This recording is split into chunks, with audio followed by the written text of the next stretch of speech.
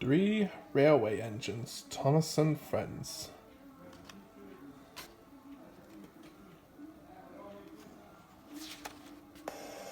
Edward's Day Out.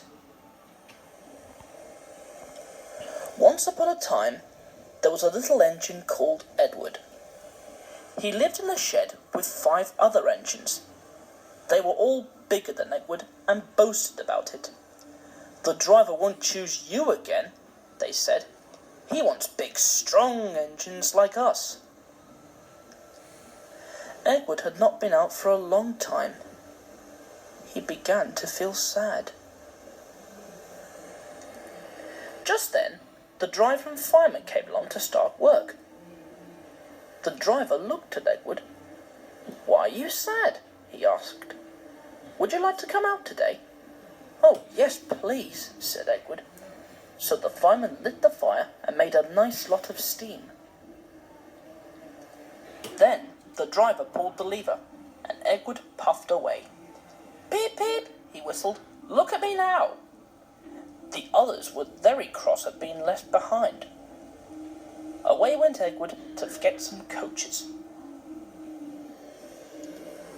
"Be careful, Edward," said the coaches. "Don't bump and bang us like the other engines do." So Edward came up to the coaches very, very gently, and the shunter fastened the coupling. "Thank you, Edward," said the coaches.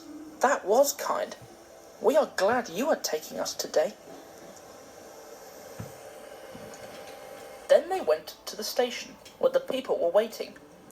"Peep, peep," whistled Edward. "Get in quickly, please." So the people got in quickly, and Edward waited happily for the guard to blow his whistle and wave his green flag. He waited and waited. There was no whistle, no green flag. "Peep, peep, peep, peep! Where is that guard?" Edward was getting anxious. The driver and fireman asked the station master, "Have you seen the guard?" "No," he said. They asked the porter, "Have you seen the guard?" "Yes, last night," said the porter. Edward began to get cross. "Are we ever going to start?" he said.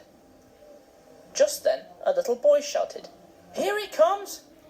And there the guard was, running down the hill with his flags in one hand and a sandwich in the other.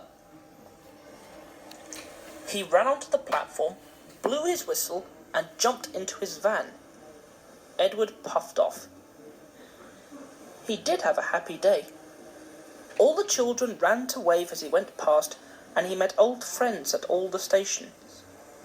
He worked so hard that the driver promised to take him out again next day.